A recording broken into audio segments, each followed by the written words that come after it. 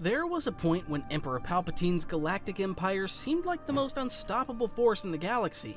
However, even though he was the most powerful Sith Lord of his era, he left entire regions of space mostly untouched, rather than having crime factions like the Hutts control them. It makes sense that he didn't try to claim the unknown regions or vast chunks of wild space because these sections of the galaxy were extremely dangerous and not worth the risk. However, the Outer Rim is more complex because while the Empire did control and exploit some systems, it never sought to fully conquer the region. In today's video, I'll look at 4 key reasons why the Galactic Empire didn't colonize the entire Outer Rim. Let's get started. The first reason why the Empire didn't just go out and colonize the Outer Rim is that the logistics were almost impossible. To fully understand this, we need to go back to the days of the Old Republic. Coruscant was the imperial capital in both the Legends and canon continuities and lay at the heart of the core, far from the Outer Rim. The core worlds included Coruscant, the Corellian system, Alderaan, and Kuat, amongst many others. Basically, they were some of the most prestigious and wealthy planets and systems in the entire galaxy. We know from the High Republic series that the core worlds became overpopulated, which drove a massive surge of outward migration. Supreme Chancellor Lina So supported this massive period of growth and expansion as the Republic and private corporations uncovered new hyperspace routes. Some planets in the colonies and the Mid-Rim, including Kaminoor and Naboo, became as prosperous as their counterparts in the core. But as a general rule, the further the Republic moved toward the Outer Rim and the wilder regions of the galaxy. Eventually, the Republic's outward mobility ground to a halt for a couple of reasons. They ran into some regional conflicts that forced mediation and slowed progress.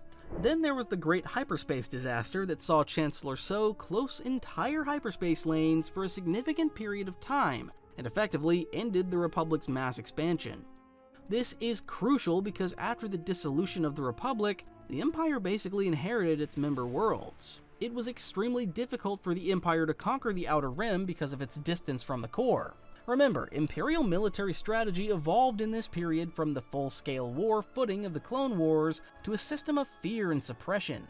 We learn from the Tarkin novel how Grand Moff Tarkin in particular drove this strategy with notable massacres on Gorman in the Colonize region. We see one of these horrific orchestrated displays in the Andor TV series. However, the Rebel Alliance sourcebook also reveals that he previously ordered his Star Destroyer to land on a crowd of peaceful protesters in 18 BBY. The Empire focused on exploiting specific worlds in the Outer Rim like Mon Calamari and Kashyyyk, which I'll discuss in more detail later. However, they didn't really attempt to bring new territory under their control in this part of the galaxy. That's not to say they didn't try to expand, because this was certainly the case in both continuities. The Heir to the Empire sourcebook in Legends says that one of Palpatine's last acts as Emperor was to open wild space up to more exploration. Meanwhile, in the sequels trilogy, we see that he secretly explored the unknown regions until he discovered the location of the hidden Sith world of Exegol. In the new canon, Palpatine intended to eventually make Exegol the center of his empire, but never achieved this. I've emphasized that the distance between the central core worlds and the Outer Rim is extremely significant. The Outer Rim is also one of the largest sections of the galaxy, with thousands of sectors and millions of stars. However, many of these planets are uninhabited or economically unviable. It doesn't make sense to attempt to control all of them. First, it would be impossible for the Empire to maintain its supply lines because of the distance between outposts. It would be extremely expensive and challenging to maintain. Defense would also have to be incredibly challenging because this is one of the most lawless regions of the galaxy. According to Star Wars Uprising, the Empire operated 25,000 Imperial Star Destroyers during its heyday. This may sound like a lot, but don't forget that the galaxy has over 400 billion estimated stars and 3.2 billion habitable systems. Trying to control all of it would be like clutching sand with your bare hands. Total colonization would have been extremely costly without much return. Remember, safe passage depends on hyperspace lanes like the Hydean Way and the Corellian Run. The Essential Atlas shows us how these space highways connected the galaxy and made it safe to travel long distances through hyperspace. Controlling these lanes is key to navigating safe passage through the galaxy. The problem with the Outer Rim is that there are fewer explored hyperspace lanes for the historical reasons I mentioned earlier. This means that the Empire would have been unable to supply its frontier worlds in the Outer Rim. This involves everything they would have needed to maintain total control, including fuel, food, medical supplies, weapons, walkers, starfighters, personnel, and raw materials. That's a long list, but it's probably only the tip of the iceberg. Massive fleets or garrisons can't operate for long without constant resupply. That's one of the reasons why blockades are often a very successful military tactic in Star Wars, as we see on Naboo in The Phantom Menace, Taurus in Knights of the Old Republic, and Ryloth in the Clone Wars. The farther they go from the core, the more fragile the supple lines become.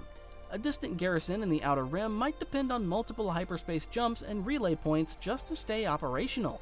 This would be time-consuming and potentially even very dangerous. Well, the General has been making additions to his collection for several years now, and if you're anything like me, you've probably imagined what it could be like to own a saber yourself. So that's why I started my own store called Stickman Sabers, with a singular goal in mind. Make sabers that look amazing, being inspired by iconic designs but specifically built to actually duel with. No worrying about babying them, just pick them up and go ham. They're equipped with state-of-the-art pixel technology, giving off an incredibly bright light that will light up the darkest rooms out there. And obviously have that iconic hum, just feels right the moment you switch it on. And for a limited time, if you pick a collector's saber up, you'll also get 2 combat sabers for free. So, if you ever thought about starting your own collection, this is a pretty good place to start. Links in the description, and now, let's get back to the video. This brings me to the second reason why the Empire didn't simply colonize the Outer Rim. The reality was that this would have been grossly inefficient, so instead they focused on selective exploitation. Many planets in the Outer Rim are extremely poor or are completely economically worthless. We encountered the likes of Dantooine, Hutt, and Dagobah in the original trilogy. Of these, Dantooine is the only one with a regular population, but as an isolated agricultural world, there was no need for Imperial domination. Grand Moff Tarkin didn't even bother destroying it with the Death Star because it was too far away from the center of the galaxy to make a good example. There were countless other planets with harsh climates or treacherous flora and fauna, like Felucia or Florum. They just didn't make sense to permanently colonize. Instead, the Empire identified planets with key resources and exploited these to the maximum. One of the most notorious examples was the Wookiee homeworld of Kashyyyk. Kashyyyk was actually a member of the Republic before the rise of the Empire and was the site of a major Clone Wars battle. However, it suffered shocking repression and subjugation after Palpatine became Emperor. The Star Wars Encyclopedia reveals how the Empire blockaded the planet and enslaved many Wookiees because of their remarkable strength. The Imperials sent them to concentration and labor camps, while they also used them in weapons and bioscience experiments. Chewbacca's son, Lumpa Waru, was a prisoner in one of these camps and didn't get freedom until after the Battle of Yavin, as we see in the novel Aftermath: Empire's End. Heartbreakingly, the Empire cut down many of Kashyyyk's sacred Roshir trees for lumber. Star Wars Complete Locations reveals that they also stripped the planet of its official name, instead giving it the identifier Imperial Territory G5-623. In The Bad Batch, we see how they contracted Trandoshan mercenaries to burn many sections of the planet's forest to clear space for agriculture and factories. The Order 66 survivor Gungi played a role in helping a Wookiee tribe destroy a convoy of colonists. Trandoshan slavers were notorious for capturing Wookiees too, with tensions remaining between the two species after the fall of the Empire. Wookiees were even sold to the vilest beings in the galaxy who hunted them for sport. There are additional and alternative storylines and legends. For example, The Force Unleashed shows how Darth Vader used the 501st Legion to defeat a Wookiee uprising. Grand Moff Tarkin also took advantage of Wookiee slave labor to build the first Death Star. Meanwhile, we see in the Jedi Academy trilogy that there were Wookiee slaves at the Maw installation before their liberation. This is a typical example of how the Empire exploited and drained a planet rather than seeking to permanently occupy. Another Outer Rim planet that suffered horrible exploitation under the Empire was Mon Cala, or Dak. This aquatic world was home to two indigenous sentient species, the Mon Calamari and the Quarren. It may seem like a surprise that this planet was an Outer Rim world because it became so influential. Again, Mon Cala was subject to several battles between the Republic and the Separatists during the Clone Wars. It also saw a tragic civil war unfold between the Mon Calamari and factions of the Quarren. Like Kashyyyk, they experienced horrific upheaval after the rise of the Empire, despite also being a member of the Republic. The Order 66 survivor Farron Barr, an Iktochi fallen Jedi, convinced the Mon Calamari king Li Char to defy Imperial rule. We see in the Darth Vader comic book series that the Empire decided to make an example out of the planet and violently suppressed it. After defeating the Mon Calamari and Quarren army, they occupied the planet and enslaved many of its people, including Admiral Akbar. However, several key Imperials had a bizarre fascination with the world. For example, Grand Moff Tarkin allowed the continued manufacture of their iconic passenger liner cruisers, while the Emperor himself was a fan of Mon Calamari aquatic ballet. The Legends text, Strongholds of Resistance, reveals that the Empire even falsified claims that first contact between Mon Cala and galactic civilization occurred during the Empire. This was obviously ludicrous, but many galactic citizens just blindly accepted this blatant propaganda. Scarif is another interesting case study because it became a critical Imperial world despite its isolated location deep in the Outer Rim territories. This tropical world's planetary mantle was rich with dense materials that could be used for starship construction. However, Scarif was too far from the Empire's main shipyards to supply them efficiently. The distance was too great, so it would be economically unviable. However, the Empire saw another opportunity on this beautiful world and built the Imperial Center of Military Research. They deliberately selected Scarif because it was far from the prying eyes of the Galactic Senate, and it became the center for top-secret research, including the Death Star plans. As we see in Rogue One, Scarif was covered by a planetary shield with a shield gate and a Golan M3185 space station protecting it. Meanwhile, it had a permanent stormtrooper garrison and a fleet of Imperial Star Destroyers in orbit. Scarif was a rare example of the Empire taking advantage of a planet's obscure status because it suited their purposes. However, it's worth noting that the planet had no known indigenous sentient population before Imperial occupation. There were dangerous predators in Scarif's jungles. There are many other examples of the Empire selecting specific worlds because they saw an opportunity to exploit them. In Rogue One, we see that Jedha was a major source of kyber crystals used in the Death Star and later superweapons. The Empire strip-mined the planet, vandalizing and erasing holy sites. Meanwhile, the volcanic world of Mustafar had an extremely dangerous natural environment, but was rich in minerals and energy resources. The Empire wiped out the indigenous population of Geonosis and repurposed it for Death Star secrecy, while they turned the agricultural world of Lothal into a manufacturing hub. I'm focusing on the Outer Rim in this video, but they even went into the unknown regions when it suited them, as we see with Ilum, which they also stripped of kyber crystals. Eventually, it would become the First Order's Starkiller base as we see in Episode 7. Basically, there was no need for the Empire to conquer and dominate the entire Outer Rim territories when they could pick and choose what benefited them. The third factor why the Empire didn't simply colonize the Outer Rim was that large chunks were already under the autonomous rule of another faction. I'm talking about the Hutts, one of the most fascinating species in the entire galaxy. These gross, slug-like beings ruled vast criminal empires and carved out an entire sector for themselves. If we look at the galaxy map, we can see that Hutt space extended from the Cyclata cluster and bordered on the Tion hegemony. Differing accounts estimate that the region may have included between 100 and 1,000 inhabited worlds. The Hutts have been a third power in the galaxy for most of their history. However, if we go back to the pre-Republic era in 25200 BBY, they forged their own empire and became the most powerful entity in the galaxy for 2 centuries. They subjugated the Nikto, Vodran, and Klatooinians into internal enslavement, although eventually their empire ceased to exist. The next defining part of their history occurred around 15,000 BBY. That's when the Hutt cataclysms destroyed their original homeworld of Varl and forced the surviving Hutt clans to search for a new planet. They eventually settled on Ivakar, which they renamed Nalhutta, and displaced the original population onto the moon, Nar Shaddaa. The Essential Atlas reveals that the Hutt leader Budhilla developed their Khajiitic system, which promoted interclan rivalries and infiltration of institutions in favor of open warfare and expansionism. Hutts were different from humans and most other species in the galaxy in that they craved riches and material resources over new territory for the sake of expansionism. Over the following millennia, they depended on pirate armies and mercenaries to defend their territories. Crucially, if a threat arose against the Hutts, they would put aside their differences and temporarily unite against their mutual enemy. The Hutt Grand Council was responsible for mediating their differences, and its word was final. Jabba was, without doubt, the most powerful Hutt before his death. The Republic even negotiated with him to access key hyperspace routes running through Hutt space during the Clone Wars, inadvertently legitimizing their rule over the region. Meanwhile, the novel Darksaber reveals how Hutts would even unite against each other if they feared an existential threat to the Khajiitic system, as we see in the case of Durga the Hutt. Hutts were also notable for their neutrality and their willingness to exploit any situation for their own benefit. A deal with a Hutt was a dangerous bargain because they would remember it for eternity. This brings us back to the Imperial era because it's fascinating to see how the Empire mostly tolerated the Hutts for several reasons. Firstly, it was too much trouble to try to defeat them in battle.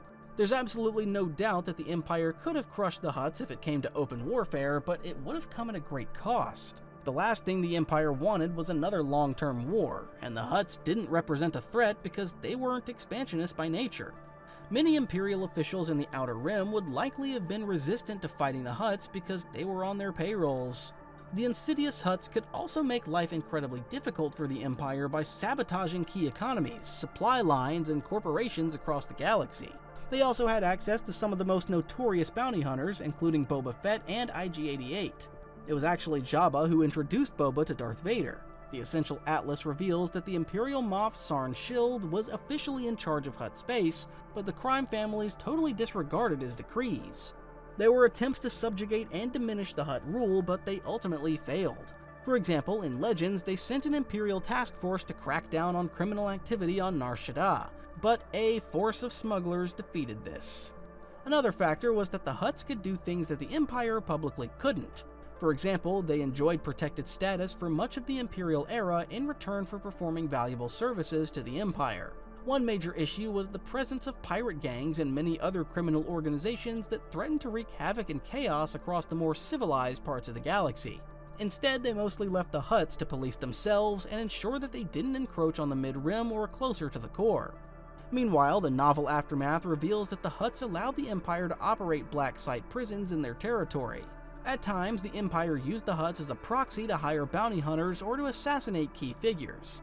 However, it wasn't always a simple relationship because in canon, the Imperials tried to assert more control over the Hutts during the Galactic Civil War. After the Battle of Yavin, the Empire began to cut into their trade, but this was complex because they also needed the Hutts' help after the destruction of the first Death Star. Heir to the Jedi explains that the Empire faced a serious shortage in resources as they sought to enhance their military assets because of the rising threat of the Rebel Alliance. Their tenuous relationship almost came to a breaking point before Jabba successfully negotiated with Darth Vader to provide whatever resources the Empire needed for its operations. This enabled the Hutts to survive an Imperial crackdown against criminal collectives while also getting rid of their competitors.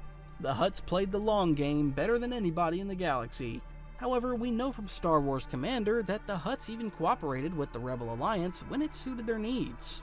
The final reason why the Empire didn't simply colonize the Outer Rim was that it wasn't a simple thing to do. I've already mentioned that it was a hotbed of lawlessness, but they would have faced massive levels of resistance if they tried to assert total control. The Empire operated on planets like Tatooine and Florum, where criminal activity was rife. However, it made more sense to patrol these sectors rather than maintain a constant garrison. This would have simply provided their enemies with targets that they could destroy. Often, it was better to leave Outer Rim planets to their own devices or to allow the Hutts to exercise their control. Typically, the Empire preferred to intercept their targets in space, as we see in Star Wars Rebels, or encounter in many Legends novels, including Timothy Zahn's Thrawn trilogy. The Interdictor-class cruiser was one of their most useful weapons because they used their artificial gravity well projectors to prevent their targets from jumping to hyperspace and escaping. However, there were exceptions to this rule, and the situation evolved as the Rebel Alliance became a genuine thorn in the Empire's side. I focused on the Hutts already, but many other gangs and criminal organizations were operating across the Outer Rim. The Pikes are one notorious example from several storylines. Darth Maul's Shadow Collective forced the cooperation of some of the region's most powerful syndicates in canon. Meanwhile, the Legends continuity saw the operation of Prince Xizor's ruthless Black Sun organization, a genuine threat to Hutt domination. Slavery and trafficking were rife across the entire Outer Rim, while entire economies depended on illegal trade like the spice mining on Kessel. Ultimately, only outlaws, scavengers, and rebels remained in this territory as they bid to survive or seek their fortunes. Lothal is an interesting case study in Rebels because it's an Outer Rim world that came under total Imperial control. However, we see throughout the show that Rebel cells operated across the planet, even violating full space blockades. Lothal experienced horrific pollution as the Empire filled rivers with toxic waste and plundered minerals. Later, the corrupt Governor Price convinced Grand Moff Tarkin to host the expanded Imperial naval facilities in the region. Stormtrooper patrols increasingly restricted the freedoms of the planet's citizens, while a rebel insurgency developed on the planet. Lothal was exceptional because it hosted the Spectres, one of the most devastating rebel cells in the galaxy. They successfully destroyed Grand Moff Tarkin's Star Destroyer, the Sovereign, although he obviously survived. This insurgency continued to be a serious issue for the Empire with the eventual intervention of Grand Admiral Thrawn and canon. Of course, we know what happens next. Ezra Bridger managed to seize Thrawn's flagship, the Chimera, using a pod of Purrgil, and brought it to another galaxy where it remained lost for years. I already discussed Mon Cala and how the Empire dominated and exploited this water world. However, the Mon Calamari and the Quarrens secretly resisted. We know from the original trilogy that they retrofitted their passenger liners into warships. This was a huge moment for the Rebel Alliance because suddenly they had access to capital ships that could go head-to-head with an Imperial Star Destroyer. Imperial colonization triggered this because the Mon Calamari were a peaceful people who would have preferred to remain neutral. However, their enslavement meant that resistance was the only option. The Empire's arrogance also cost them dearly because they underestimated the Mon Calamari and didn't expect the potential threat they could present. We see in Andor that resistance cells operated across the entirety of the Outer Rim as the Imperial era moved closer to a total galactic civil war. The Outer Rim became a hotbed of rebel activity. Hoth, Dantooine, Yavin 4, and Atollon all hosted major bases in this section of the galaxy. Meanwhile, rebel cells had outposts on worlds like Crate and Arda 1. The Empire would have faced endless insurrections if they attempted to enforce control over every single system. Instead, they sought to maintain control through constant patrols and by using spies on the ground to spot rebel activity. Meanwhile, Darth Vader used his Inquisitors to pursue Order 66 survivors because many of them went to ground in the Outer Rim. We see an example of this on Tatooine. Technically, this planet was a key Hutt world and was host to Jabba's palace. In the Obi-Wan Kenobi series, we see that the Inquisitors hunt the Jedi Nari before hanging his body on display in Anchorhead. Meanwhile, the Empire sends a ruthless strike team to the planet after losing the Death Star plans in Episode 4. These stormtroopers eliminate an entire Jawa clan in their pursuit of this critical data and perform door-to-door searches for the lost droids. This was one of the main reasons why the Empire created the Death Star in canon and Legends. It would enable them to control the galaxy through fear as the ultimate symbol of the Tarkin Doctrine in action. The first Death Star took decades to construct and trillions of credits, but the Empire considered this to be value for money and more efficient than attempting to construct and maintain sector fleets across the entire galaxy. In Legends, there was also the looming threat of the Yuuzhan Vong, a factor that Palpatine was aware of and believed was his destiny to prevent. If the Empire succeeded in constructing and using an operational Death Star in a tactically intelligent way, they would have been effectively unstoppable. It would immediately have destroyed the Rebel Alliance because nobody's going to resist if they fear the destruction of their planet. It would also have immediately forced the Hutts to back down and accept Imperial domination over their system too. It's fascinating to consider how different Star Wars lore would have been if Galen Erso had included that single point of vulnerability. Forget the Outer Rim, the entire galaxy would have been under Imperial control.